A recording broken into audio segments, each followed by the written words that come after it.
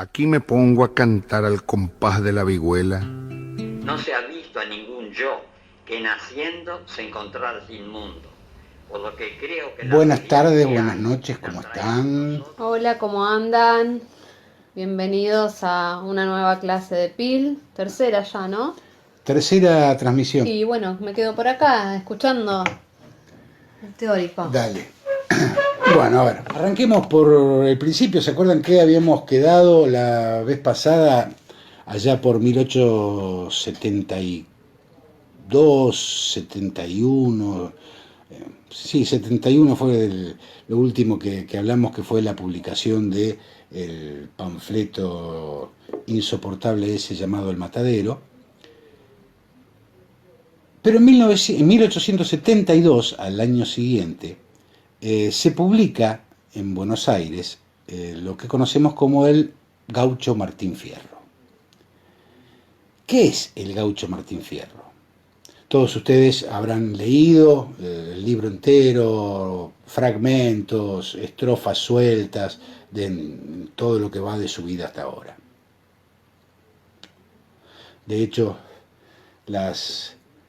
según dicen algunas informaciones, unas cajas con elementos de ayuda que vienen desde China traían como leyenda eh, algo acerca de la unidad, que es una frase de Martín Fierro. Los hermanos sean unidos, esa es la ley primera. Es un texto de Martín Fierro, de Juan Hernández, de 1872. Y los chinos lo están usando ahora para enviarnos unas cosas que necesitamos. ¿Qué significa esto? Que el Martín Fierro es un clásico, es un libro canónico.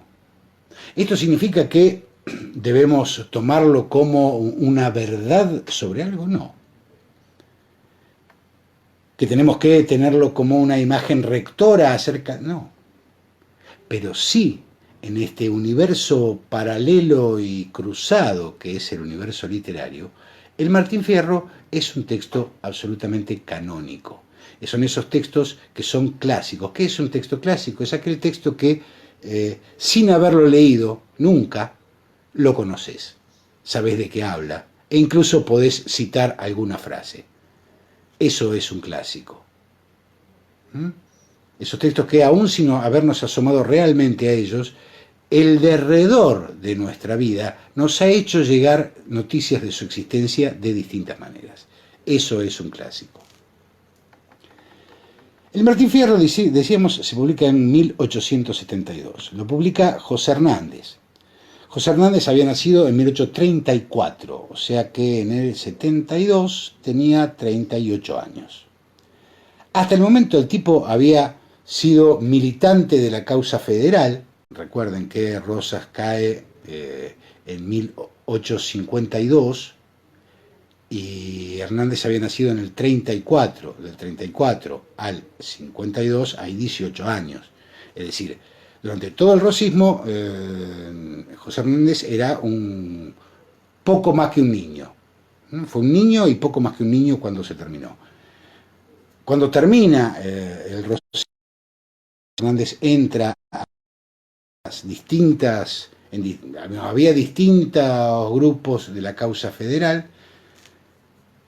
En uno de ellos empieza a militar, a trabajar, a militar políticamente y periodísticamente José Hernández. Eso hizo durante toda la vida, durante toda su vida. Allá por 1868, 69, a ver si tenemos acá la fecha exacta, no porque importe, sino por un afán de precisión.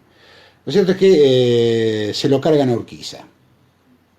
Urquiza, el que había derrocado a Juan Manuel de Rosas, es asesinado allá por 1868, 69, no me acuerdo ahora el dato exacto.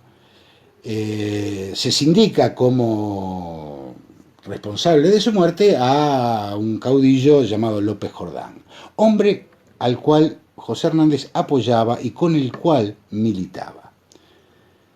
A raíz de esto y de ser perteneciente a la causa federal tan virulentamente, recordemos, 1868-1869 es la presidencia de Domingo Faustino Sarmiento. Domingo Faustino Sarmiento arranca su presidencia en 1868. Lo cierto es que debe exiliarse José Hernández y allá por 1871-72 le dan un perdón para que pueda volver a Buenos Aires. José Hernández vuelve a Buenos Aires perdonado, es decir, no va a ir preso, pero tiene prohibido terminantemente ejercer el periodismo, cosa que había hecho durante toda su vida. Decíamos que tenía como 38 años Hernández. El tipo viene y tiene prohibido ejercer el periodismo. Se instala en un hotelito ahí cerca de, casi enfrente de la Casa de Gobierno, en la cual gobernaba Domingo Faustino Sarmiento. Y ya que no podía hacer periodismo, el tipo se pone a escribir poesía. Poesías de amor. Pero entre estas poesías se pone a armar lo que conocemos hoy como el Martín Fierro. Empieza a ser publicado por entregas, tipo folletín, en algunos diarios de la época. Y finalmente, dentro de 1872, aparece como libro. Digo, José Hernández ya era una figura política y militar incluso, conocida dentro del ambiente, dentro de la élite política porteña y nacional, digamos, porque había estado en Entre Ríos, fue parte del diario La Capital de Rosario, abogó porque la capital del país fuera Rosario, por eso el diario La Capital se llama La Capital. Estamos hablando de un personaje que era conocido, que era destacado. En 1872 entonces publica el libro Martín Fierro. Y nosotros le preguntábamos en una de las consignas si creía que el Martín Fierro y el libro de Leopoldo Lugones perseguían el mismo fin. Más allá de la respuesta concreta a la pregunta, cuando hacían la argumentación decían que el Martín Fierro había sido hecho para reivindicar la figura del gaucho, porque la opresión que sufría.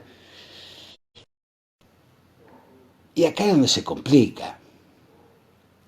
Digo, José Hernández era un hombre de trayectoria política, de claras lecturas políticas, de claro, de evidente y prominente trabajo político y militar, que tiene prohibido ejercer el periodismo en el momento en que escribe el Martín Fierro. Y se pone a escribir el gaucho Martín Fierro. Enfrente de la Casa de Gobierno, como decíamos. ¿Me siguen? Perdón. ¿Me siguen en el razonamiento? Es difícil pensar que don José Hernández, que venía de estar exiliado, que estaba encerrado en un cuartito, en un hotelito ahí frente a la Casa de Gobierno, que tiene prohibido ejercer la profesión que le dio de morfar durante toda su vida, a pesar de que era un hombre de fortuna, un hombre descendiente de estancieros, de lo que laburaba era de periodista, armaba periódicos allí donde iba, y si no empezaba a colaborar en uno. Digo, nuevamente, se hace como difícil imaginar un tipo en esas circunstancias que diga, no, ahora yo voy a reivindicar a este personaje que es el gaucho, que está siendo apaleado. ¿Para qué? ¿Para qué? ¿Por qué? Su enemigo era Sarmiento, políticamente hablando. ¿Por qué reivindicar al gaucho? ¿Por qué? ¿Por qué reivindicar al gaucho? No, sino ¿por qué su motivación iba a ser poner de relieve los sufrimientos del gaucho? Estamos hablando nuevamente, como en el caso del Facundo, de un texto eminentemente político, compuesto como los dioses, digo. La lectura de Martín Fierro es una delicia todo el tiempo, y la técnica de José Hernández es absolutamente maravillosa, la manera en que nos cuenta nos hechiza, todo. Y habla de un sinfín de cuestiones que tienen que ver con las penurias a las que es sometido un gaucho por parte del Estado. Pero nuevamente, esa es la consecuencia del libro. La consecuencia del libro es que uno lo lee y dice, mirá, qué mal la pasaban los gauchos.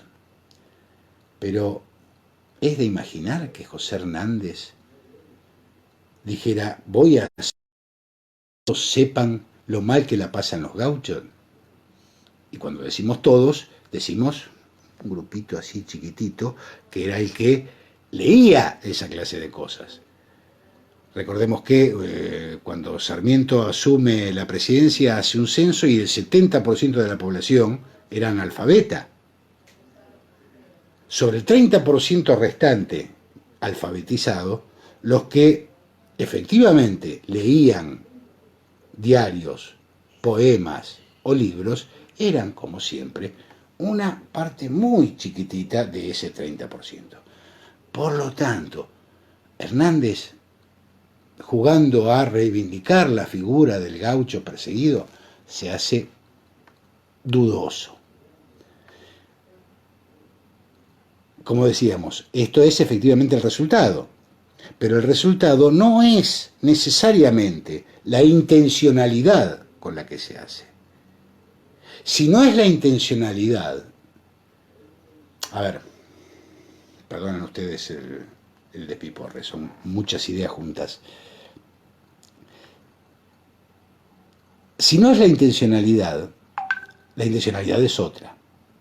Entonces, cuando José Hernández se pone a describir la vida del gaucho en el gaucho Martín Fierro, está sin duda peleando contra otras cosas. Esas otras cosas con las que está peleando se pueden rastrear a partir de la lectura del texto. A partir de la lectura del texto, ubicándolo en el contexto en que es escrito. Claro, cuando nosotros leemos hoy el Martín Fierro por primera vez, podemos caer seducidos redondamente por la pluma maravillosa de José Hernández, por sus perfectas rimas, por sus metáforas impecables, y lo que leemos es eso, qué mal la pasaban los gauchos allá por el siglo XIX. Es decir, le sacamos toda la historia, lo extraemos del contexto y nos quedamos con la parte romántica de la anécdota. Eso es lo que nosotros, desde Periodismo y Literatura, tratamos de que no ocurra. Por eso los textos deben ser leídos, si quieren ustedes, en una primera lectura, así como les decía. No sé nada, vamos a leer esto, listo. Ahora, después, el texto tiene que ser puesto en relación con su contexto, porque si no, no lo estamos entendiendo. O en todo caso, estamos entendiendo una partecita así chiquita del texto. Si nos gustó mucho, cuando lo leímos la primera vez, sin adosarle el contexto, imagínense lo que nos puede gustar si le encajamos todo lo que tiene de vida escrito. Si no nos gustó, tal vez no nos gustó porque no está escrito. ¿Y qué es lo que quería decir? ¿Y por qué fue escrito? Y si nos gustó, sin meterle el contexto, tal vez nos gustó porque no entendemos el contexto y en realidad no nos debería gustar lo que se está diciendo. Todo eso puede pasar. Todo eso puede pasar. Aumentar exponencialmente el gusto, que es lo que suele ocurrir si el texto fue de nuestro agrado, entender por qué no nos gustó, esa es la otra consecuencia que también suele ocurrir. Digo, para no terminar en el me gusta, no me gusta, no, es muy largo. ¿Por qué razón? La longitud o la cantidad de páginas de un texto sería una virtud o un defecto. El texto es el texto en sí. si tiene, digo, a los enfermos como uno que cuando agarran una buena novela y está llegando al final empieza a insultar a su fortuna por la desgracia de que el texto se termine. Uno no quiere irse nunca de ese texto que le gusta. Digo, algo así les puede pasar a algunos por ahí con las series, cuando ven que se está terminando la temporada y están tan enganchados y si se va a terminar la temporada hasta el año que viene, no sé más nada, me quiero matar. Bueno, eso pasa para los enfermos de la lectura como uno con la literatura. Entonces digo, la longitud de la cantidad de páginas no es ni una virtud ni un defecto en un texto. Las virtudes y defectos de ese texto están dentro de ese mismo texto. Pero para entender lo que ese texto dice, lo que está dentro de ese mismo texto, es imprescindible meterle su circunstancia para entender de qué está hablando ese autor, con quién está peleando y de qué manera. Esto es lo que tratamos y vamos a tratar de hacer con cada uno de los autores que veamos en la materia. Entonces, José Hernández, decíamos, está claramente peleándose con Sarmiento. Sarmiento y su política de que los gauchos lo único que tienen de humanos es la sangre, por lo tanto no hay que ahorrarla para sembrar y abonar la pampa. Sarmiento con su política acerca de traer pobladores extranjeros en el país. Hay en esa época toda una movida de leyes a favor de la inmigración, se llega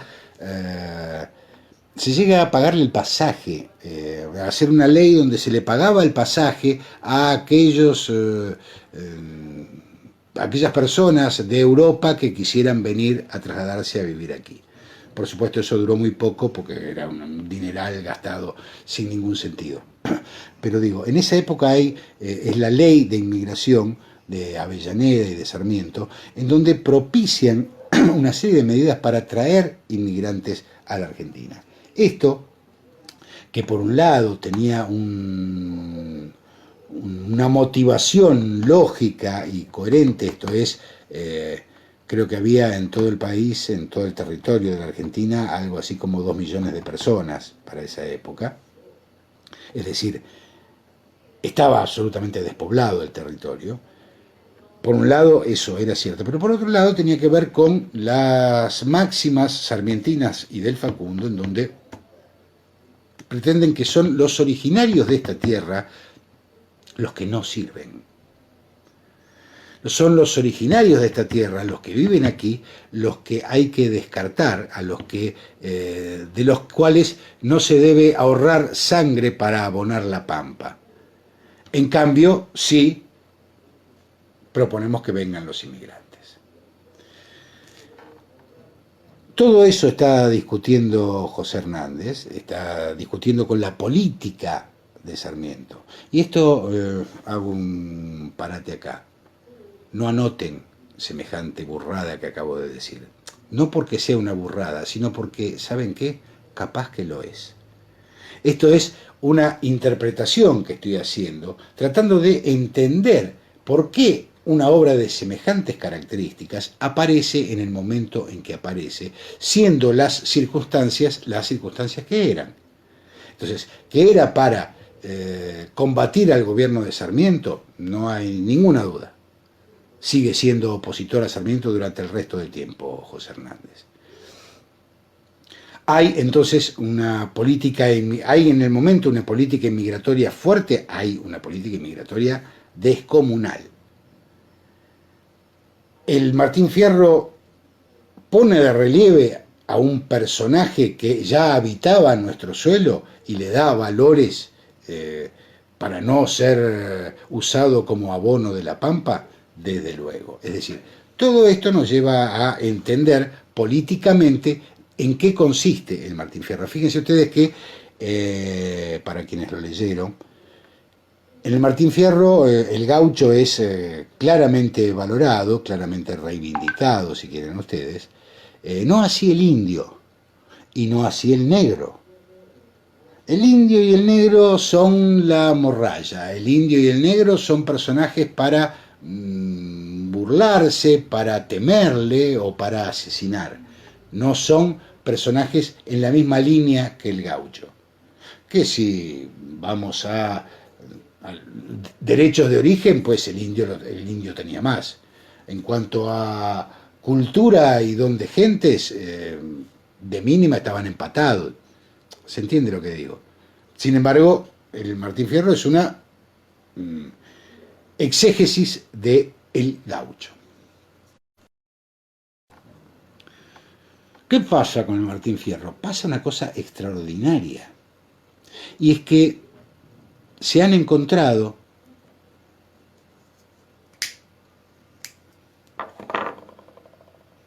listas de pedidos de pulperías. Las pulperías eran como almacenes en el campo, grandes almacenes donde los que vivían en las cercanías se llegaban hasta allí para comprar harina, yerba, pan, distintas provisiones para la vida cotidiana. Y donde también vendían pulpa, por eso se llaman pulperías. Pulpa que servía para distintos menesteres.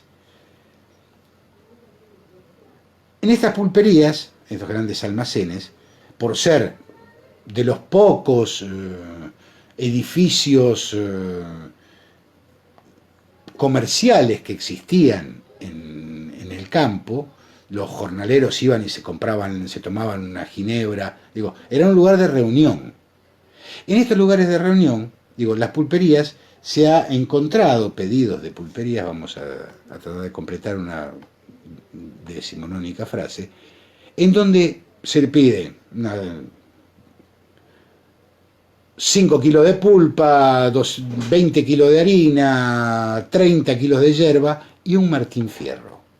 Solicitaban las pulperías a Buenos Aires, que es el que los proveía. ¿Para qué querían un Martín Fierro? Se trata de pulperos muy leídos y muy distraídos, que no solo les gustaba mucho, como en alguna época, y todavía aguanta ese... Ahora no en esta época, pero en alguna época los lugares que tenían puesto TIC o el fútbol codificado, en los momentos en que se jugaban los partidos, se llenaban de gente que quería ver los partidos, eran un motivo de atracción. El TIC de aquel momento, del 1870 y pico, era el Martín Fierro. ¿De qué modo? La mayoría de los gauchos eran analfabetos. Pertenecían a ese 70% que Sarmiento había censado. Y entonces uno que no lo era, alguno que no lo era, procedía a leer en voz alta las estrofas del Martín Fierro. Si este libro aparecía como pedido en las pulperías, que eran el lugar de reunión de los sectores populares, de los sectores trabajadores, en sus momentos de ocio, y el Martín Fierro era un modo de pasar esos momentos de ocio, estamos hablando del primer ejemplo de fenómeno de literatura de masas de la República Argentina. ¿Se entiende? Esto, que es una virtud del texto de Hernández, una virtud del momento en que se escribió, una virtud de los valores que manejaba, habla de que tenía una consonancia con las ideas, los sentimientos, los ideales de ese gaucho. Pero también habla de la proyección política que ese texto tenía y cómo estaba funcionando a los deseos de Hernández, que de ninguna manera se hubiera imaginado esa repercusión.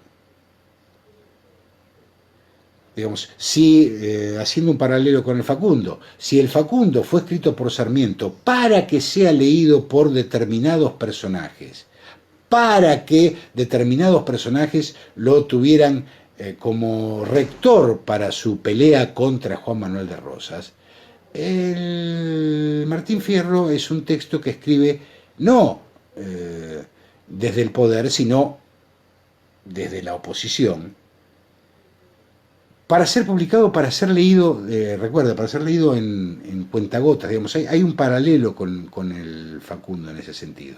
Pero de ninguna manera es un texto, digamos, José Hernández no fue presidente nunca, y no obstante, el Martín Fierro perduró a lo largo de los años a partir de su intrínseca calidad y de su intrínseco mensaje, si quieren ustedes, revolucionario. Porque lo que perduran, los mensajes que perduran, suelen ser revolucionarios, los revolucionarios. Los mensajes no revolucionarios son los difundidos por el establishment.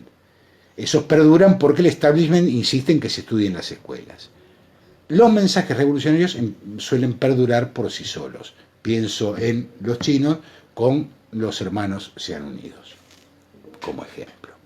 En fin, eso era el Martín Fierro, eso y mucho más es el Martín Fierro. Después, en 1879, Hernández, que ya ha accedido a una banca de diputado, escribe La Vuelta del Martín Fierro, donde ya Martín Fierro no es un personaje tan renegado, sino que quiere volver, quiere encontrar a sus hijos, quiere volver a encontrar a su mujer, quiere formar una familia. Aparece el viejo Vizcacha con su hacete amigo del juez, no le des de qué quejarse, siempre es bueno tener un palenque a donde rascarse, que sintetiza esta nueva idea que Hernández pone en marcha, también con muchísimo talento, pero que tiene que ver con, bueno, ya mostramos que el gaucho era un ser dejado de la mano de Dios y al que el Estado maltrataba en todas sus formas. Ahora, Hernández era diputado, cuando uno accede a un lugar de poder, naturalmente entiende que tiene razón el poder en ponerlo allí, por lo tanto empieza a congraciarse con algunas mecánicas de ese poder. Por eso La Vuelta de Martín Fierro habla de un gaucho que intenta ingresar a la sociedad, un gaucho que intenta ser parte de este movimiento que es la Argentina. Todas esas características de Martín Fierro, publicado, como decíamos, en 1872 en su primera edición en La Ida. Después se encontraron ustedes con Leopoldo Lugones, con Macedonio Fernández y con Roberto Arlt. Decíamos Macedonio Fernández, decíamos Leopoldo Lugones, decíamos Roberto Arlt. Macedonio Fernández y Leopoldo Lugones nacen ambos en 1874, es decir, 2 años después de que Martín Fierro sea publicado por primera vez. Leopoldo Lugones, de una familia de sectores más o menos medios en Córdoba. Macedonio Fernández, de una familia bien acá en Buenos Aires. Leopoldo Lugones se viene a Buenos Aires y comienza a escalar en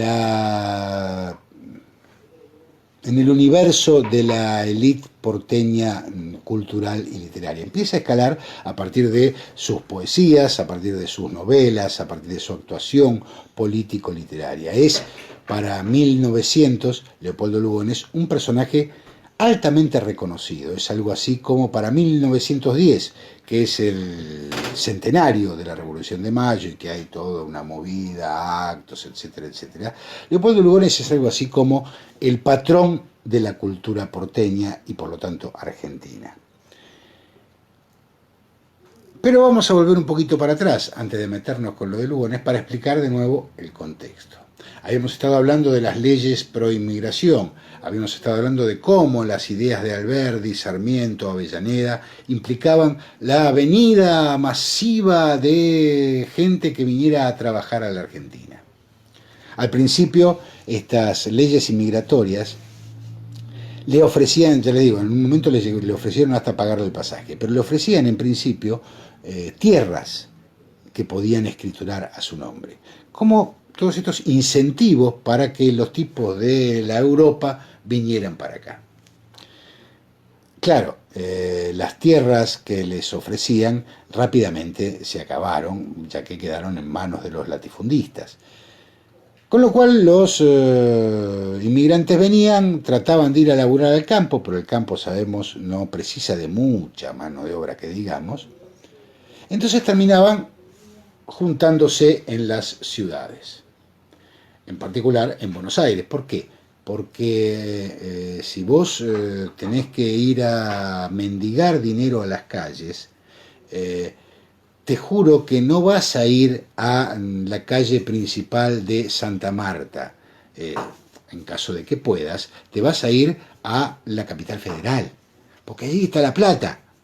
Porque si lo que vos querés es conseguir plata, vas a donde la plata está. Si vos sos un inmigrante y te viniste con una mano atrás y otra adelante, o lo que tenés no te va a durar mucho, porque ya que no pudiste comprar tierra, estás viviendo en una pensión y hacinado con 7 familias más, digo, la realidad de los inmigrantes de aquella época,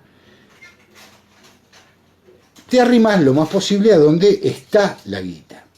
La guita estaba en Buenos Aires y en las urbes. Por lo tanto, las ciudades se comienzan a poblar de inmigrantes. Tanto es así que para 1914, ya vamos a ir más para atrás, pero digo, en 1914 se hace un censo nacional donde los resultados de ese censo dicen que el 30% del total de la población argentina era inmigrante. Y en las urbes, se imaginarán ustedes, mucho más. En Buenos Aires, en 1914, la población inmigrante superaba el 60% de la población. Había más inmigrantes que nativos en Buenos Aires en 1914. Pero estamos un poquito antes de 1914, estamos en los últimos años del siglo XIX, estamos en los primeros años del siglo XX. Empieza a hablarse, empieza a temerse la ocupación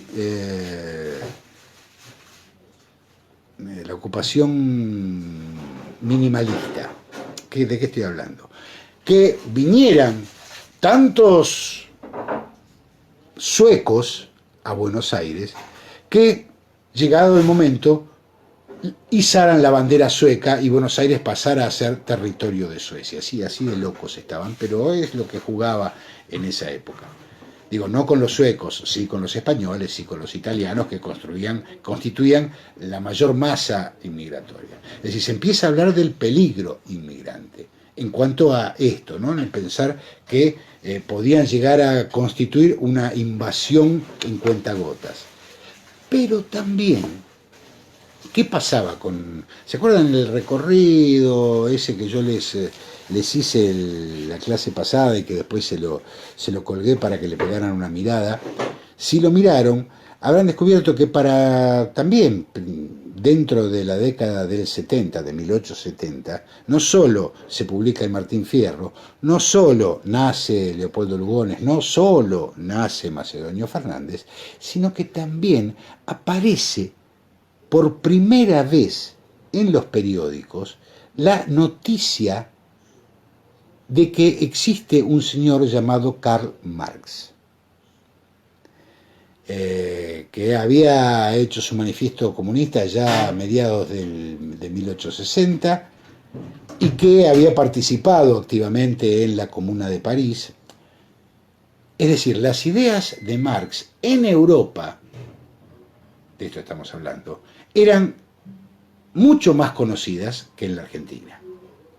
Las ideas de Marx, que tenían que ver con la agremiación, con la lucha obrera, con los derechos de los trabajadores, habían sido muy difundidas en la Europa, entre las clases trabajadoras particularmente, que eran los directamente implicados, que eran los que se vinieron para acá.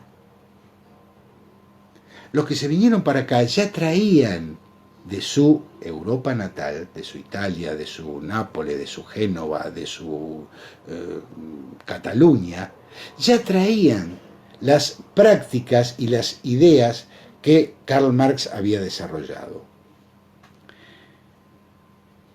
Esto por un lado. Por otro lado, en donde vos tenés decir, bueno, vamos a hacer un grupo de trabajo, vamos a fabricar patitos de hule.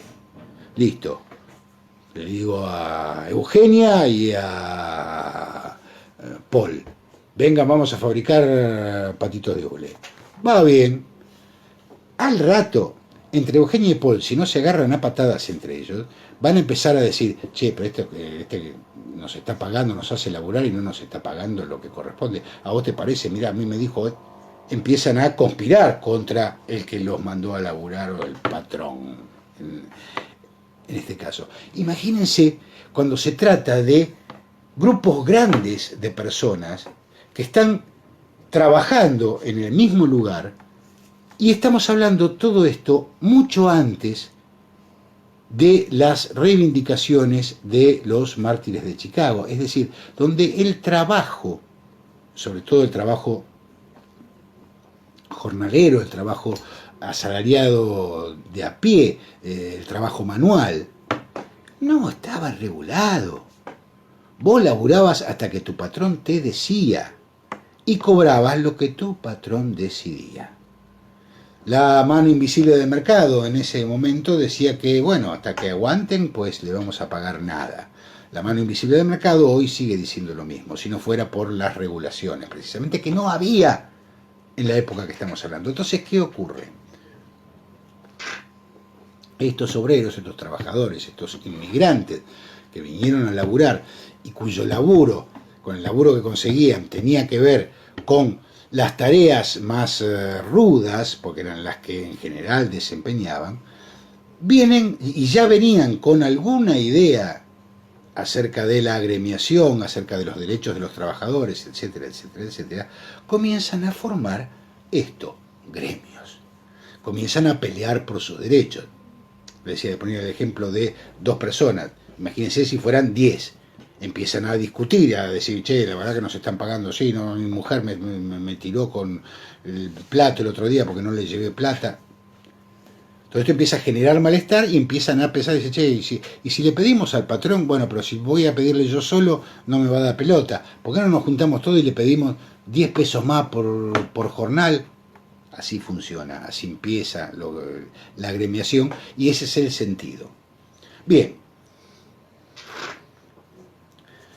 Así como en 1946 Robustiano Patrón Costras decía que el problema de los adeptos a ese general que estaba en el poder no era que ganaran más, sino que se atrevían a mirarlos a los ojos.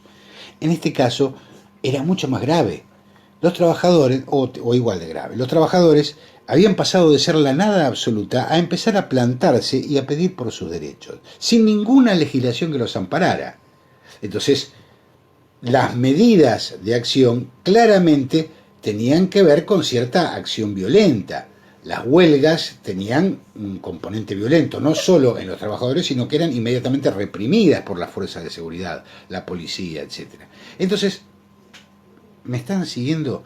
Digo, tenemos un ambiente donde los inmigrantes, que eran la salvación, y lo que iba a ser grande de Argentina, empiezan a convertirse en un peligro porque pretenden dar vuelta la torta y ser los que impongan condiciones a los patrones.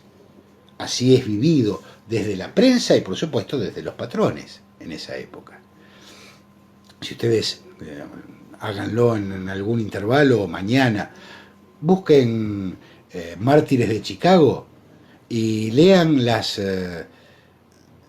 los titulares de los diarios cuando los muchachos de los Mártires de Chicago hacen sus proclamas que tenían que ver con la jornada de 8 horas, con un salario más o menos digno, etc. Lean lo que decían los titulares de los diarios allá en Johnnylandia. Háganlo porque no tiene desperdicio. Pero digo, había todo un sector que empezaba a resistir esas exigencias y empezaban a ver a esos inmigrantes que, como decíamos, iban a ser la salvación como un peligro, no solo porque podían llegar a colonizar la propia tierra a fuerza de venirse, sino porque pretendían desafiar a los que eran los dueños del DERPO.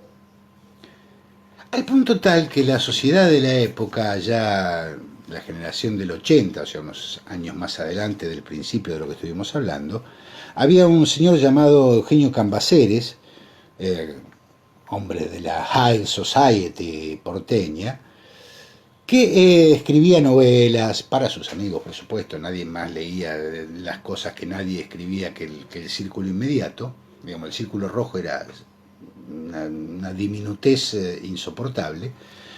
Pero Eugenio Cambaceres escribía novelas. Una de las novelas que escribió contaba la historia de un inmigrante que se dedicaba, que tenía como oficio reparar las palanganas o los fuentones que se utilizaban en las casas para lavar y demás. Se los llamaba a esta gente tacheros, no porque manejaran un taxi, sino porque arreglaban tachos. Cuenta las andanzas de un italiano, un inmigrante italiano, Genaro, dedicado al oficio de tachero, que ha hecho buen pasar con esto de arreglarle tachos a la High Society, y que le echa el ojo a una chica de clase bien, de la elite, pero que, siendo de la elite patricia y acomodada por familia y apellido, no lo era tanto económicamente. Habían caído en desgracia esta familia. El tachero Genaro entonces le echa el ojo a esta chica de esta familia y pide su mano. La familia, que le da mil vueltas y dice: no, ¿te parece? Vamos a desposar a nuestra hija con alguien de tan baja estofa como Genaro.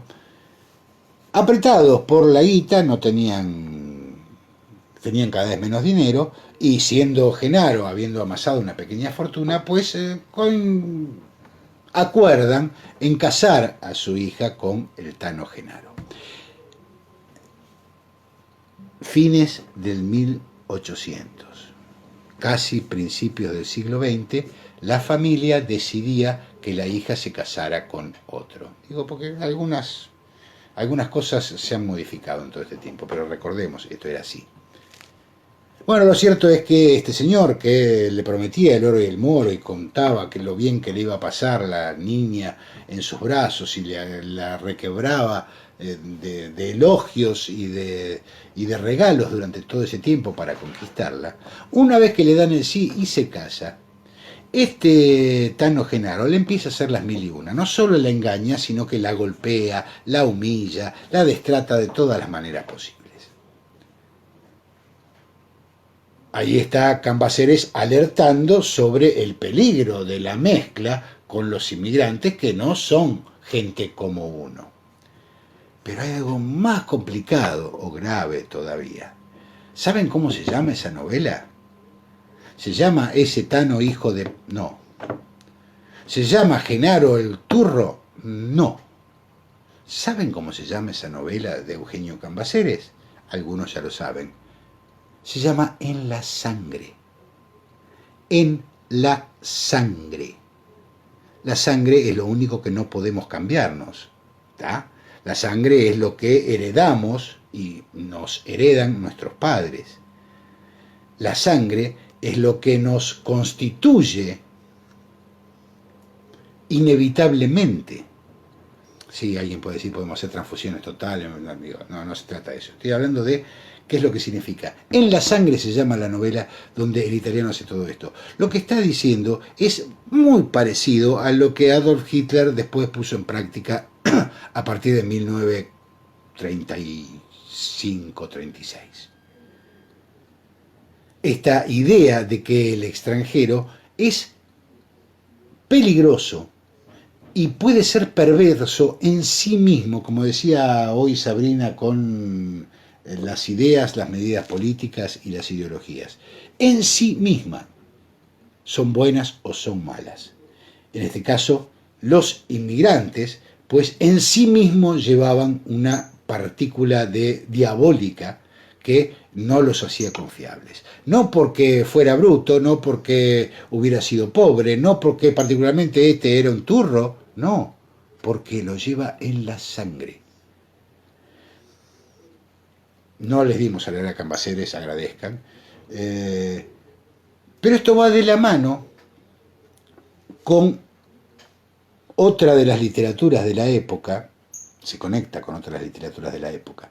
Ustedes habrán oído hablar de Juvenilia, alguna vez oyeron hablar, leyeron algún fragmento en el colegio.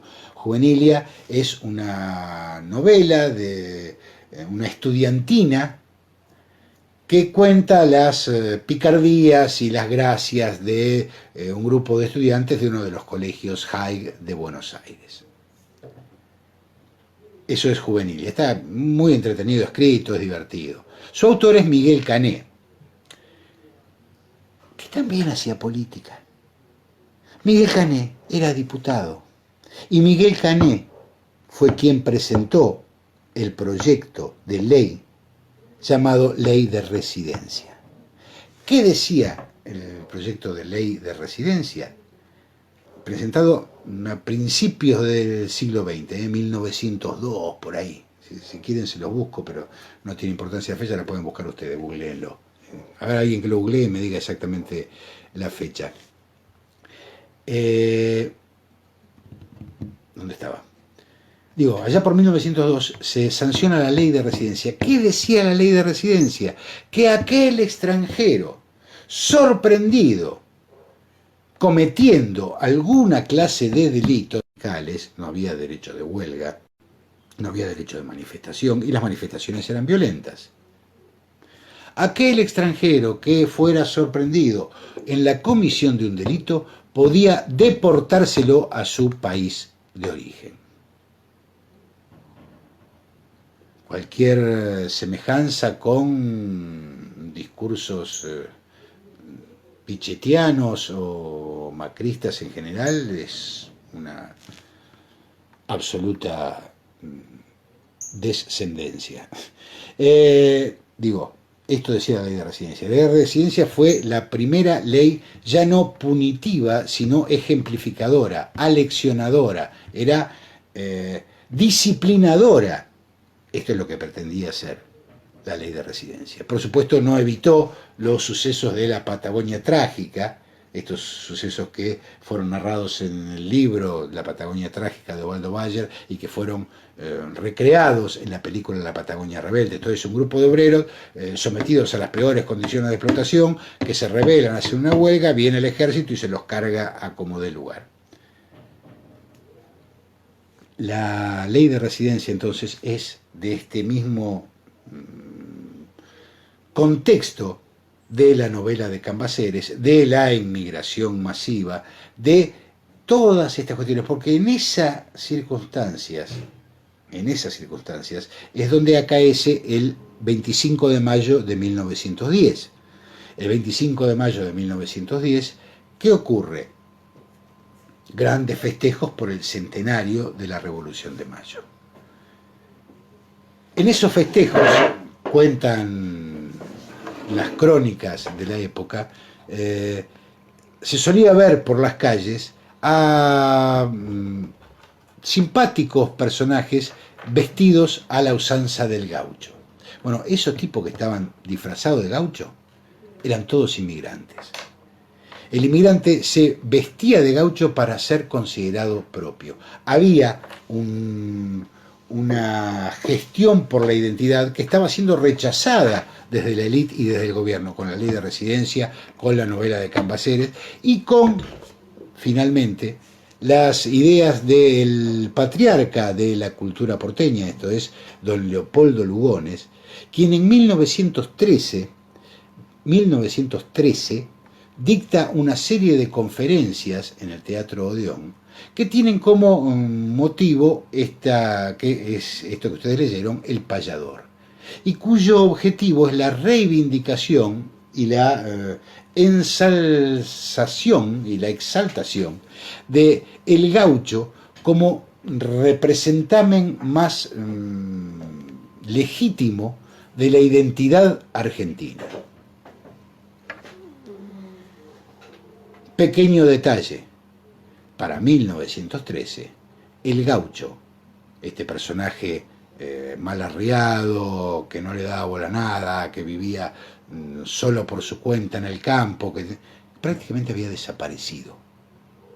No existía como realidad, no existía como peligro, no había que usar, digamos, si se lo hubiera tenido que usar como abono del campo, no hubiera crecido casi nada, porque había muy pocos de estos personajes y ya decididamente no consistían un peligro para nadie, los gauchos. Los que eran un peligro eran los inmigrantes. En ese contexto, Leopoldo Lugones decide tomar el Martín Fierro, publicado 2 años antes de que él naciera, y elevarlo a la categoría de símbolo nacional.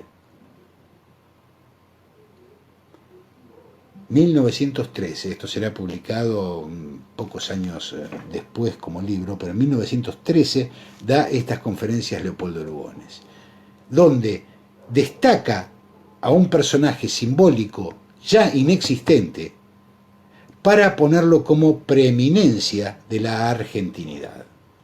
No hay que hacer mucha lectura para darse cuenta que está jugando el mismo partido que Cambaceres y que Miguel Cané con la ley de residencia.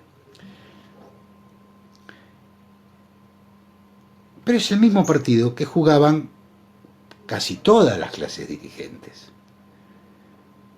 ¿Qué estamos diciendo? Piensen ustedes, en 1916, mediante la ley Sáenz Peña, se produce por primera vez en la Argentina el voto universal, secreto y obligatorio. Era universal, secreto y obligatorio, y se confeccionaba con el único registro más o menos fehaciente, que era el registro del servicio militar. ¿Quiénes hacían el servicio militar? Los nativos de la Argentina. ¿Quiénes hacían dentro de los nativos de Argentina el servicio militar? Los hombres. Por lo tanto, en el voto universal, secreto y obligatorio, su universalidad solo se limitaba por las mujeres y los inmigrantes. En 1916, habíamos dicho que el censo de 1914 anunció que Buenos Aires tenía un 60% de su población de origen inmigrante. Es decir, Buenos Aires vota y el 60% de su población está inhibida de elegir autoridades por una cuestión básica: no son argentinos. Entonces la ley de 1916, que todos por supuesto, la ley Sáenz Peña, que todos por supuesto nos parece maravillosa, que empiezan las elecciones democráticas, deja de estar ceñido a un grupito de personas que decidían por el resto y que votar era un privilegio en todo caso, y empieza a ser obligatorio para todos los habitantes de la República Argentina que fueran hombres y que hubieran nacido en la República Argentina, que como ya vimos consistía en un porcentaje bastante poco relevante con respecto a la cantidad de inmigrantes. Esto es la ley Sáenz Peña, pero piensen ustedes en la reforma universitaria, 1918. Ustedes saben que las universidades públicas son gratuitas a partir del gobierno del general Perón, ¿no es cierto? Antes no eran gratuitas las universidades de ninguna manera, ni las públicas ni las privadas. Por lo tanto, en 1918 tampoco eran gratuitas. Por lo tanto, quienes accedían a la universidad en 1918 eran claramente gente favorecida por la fortuna. Alguno podía ver que sus padres se hubieran esforzado muchísimo y le hubieran pagado la universidad, pero ciertamente no era gratuita. Es decir, las universidades estaban pobladas por las élites porteñas y de cada lugar donde estuvieran. ¿Y qué es lo que sanciona la reforma del 18? Que la universidad va a elegir sus propias autoridades a partir del deseo de sus propios socios, digámoslo así. Antes, con cátedras que eran hereditarias, no vamos a defender el sistema previo a la reforma universitaria, pero lo cierto es que antes, con todas las morrallas y todos los desastres que había en ese tipo de formación universitaria, con profesores que estaban allí para toda la vida y que heredaban a sus hijos el cargo de docente, con todo eso, la elección de autoridades y la designación docente tenía en última instancia un recurso que tenía que ver con el gobierno nacional. Digo, esto antes de la reforma del 18, antes de las elecciones de 1916. Cuando en 1918 se sanciona la reforma, después de mucha lucha, después de mucha argumentación, los estudiantes cordobeses le pusieron mucha garra al asunto, lo que se decide es que la universidad va a darse su propio gobierno. ¡Oh, casualidad! 2 años después de que la nación se diera su gobierno a partir de la votación de todos los hombres nacidos en su territorio, sin importar de qué clase social fueran, la universidad decide que ellos, los integrantes de la universidad, van a ser quienes se den sus propias autoridades. ¿Se entiende? ¿Qué? ¿Ahora está en contra de la autonomía y de la autarquía universitaria? No estamos ni en contra ni a favor. Lo que decimos estos son los hechos. Esta es la circunstancia del contexto histórico. Esto es lo que estaba pasando, esto es lo que decía Leopoldo Lugones, esto es lo que decía Miguel Cané, esto es lo que decían la ley de residencia, esto es lo que decía Cambaceres. En ese contexto es donde se sanciona la reforma universitaria. No estudiamos la reforma universitaria, pero digo como ejemplo de cosas que por ahí defendemos airadamente y sin tener en cuenta algunos de los detalles al respecto. Dirán ustedes, menos mal que la universidad se gobierna por sí misma, si no nuestros últimos 4 años de macrismo hubiera sido un desastre. Sí. Si las autoridades de la universidad las eligiera el gobierno, sin duda, en los últimos años en el macrismo hubiera sido terrible. Durante la década del 60, la década del 50 y 60, la universidad hubiera sido terrorífica en manos de los militares. La pregunta sería, de uno que es un molesto y bastante salame, hay que ver si la universidad tuviera como gobierno a gente del gobierno durante las épocas de Cristina y Néstor o de Perón, lo previo al macrismo y lo previo a los golpes militares. Tal vez hay que ver si hubieran ocurrido los golpes militares, pero bueno, son dos por otro vuelto. Quiero decir, como el efecto mariposa, si cambiamos algo en el inicio, todo puede diverger más tarde. En fin, dejamos la reforma universitaria y nos metemos y dejamos a Lugones, que ya explicamos cuál es la materia de la que se hace dueño Lugones, que es la literatura, que es la autoridad literaria de Buenos Aires, y desde allí sanciona que el Martín Fierro será la obra que representa la argentinidad. Esto de consuno y en total connivencia con los hechos que ya les narramos. Al mismo tiempo que todo esto, había un personaje, nacido en el mismo año que Leopoldo Lugones, que iba por los suburbios literarios, que ciertamente no se lo bancaban a Lugones. Estoy hablando de Jorge Luis Borges y todos los jóvenes intelectuales de la época, no la cultura oficial que representaba Lugones. Un señor de la misma edad de Lugones que iba haciendo y diciendo otra clase de cosas, cuya principal actividad, ya dijimos, era un hombre que había nacido en una familia bien. Macedonio se dedicaba a dar tertulias, a hacer tertulias. Entonces se juntaban en el Petit Café, en los distintos lugares de lo que los jóvenes intelectuales solían hollar, y charlaba, daba conferencias, discutía, todos conversaban. Borges, González Tuñón, Scalabrini Ortiz, Marechal, todos los intelectuales, los jóvenes poetas, escritores y hombres de la cultura de la época, estaban absolutamente hechizados por este personaje llamado Macedonio Fernández.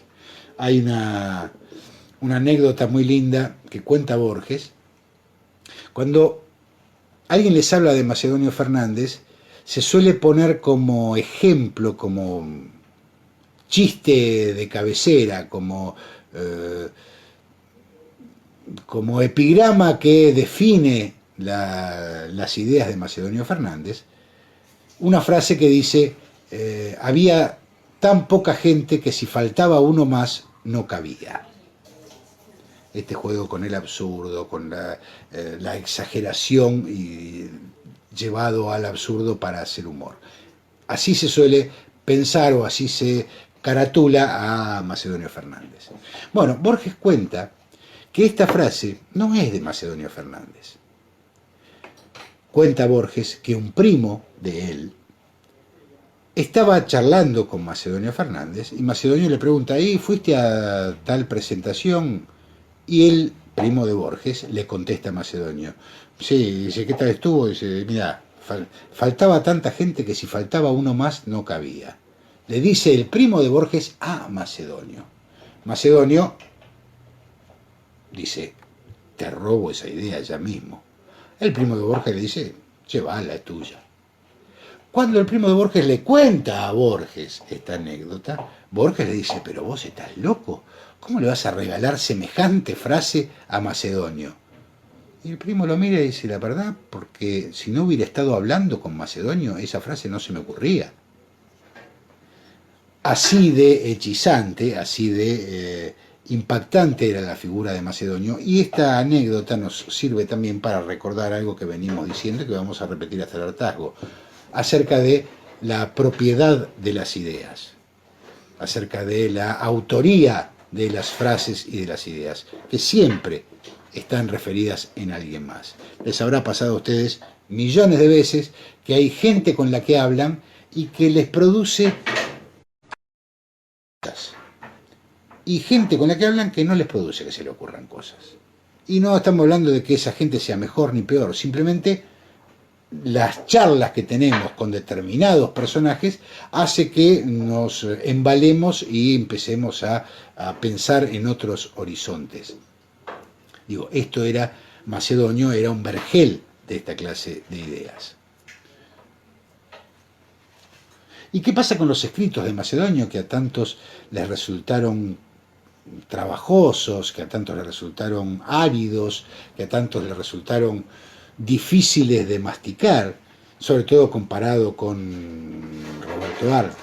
Pues lo que tienen es esta apelación constante al absurdo y al humor a través de maximizar los razonamientos. Ahora, maximizar los razonamientos en principios del siglo XX es directamente jugar en contra, digo, maximizar los razonamientos para llevarlos al absurdo y burlarse de ellos, es jugar directamente en contra de la razón de ser del siglo que venía ocurriendo. Esto es el positivismo, esto es el capitalismo, el incipiente capitalismo económico, esto es el liberalismo capitalista, esto es la idea del progreso indefinido. Pero ahora sí, vamos a hacer una pausa porque vamos a hablar de progreso indefinido, del capitalismo, del liberalismo, de Macedonio Fernández y de Roberto Arlt, pero dentro de, vamos a darles 15, así se toman un café tranquilo. Los espero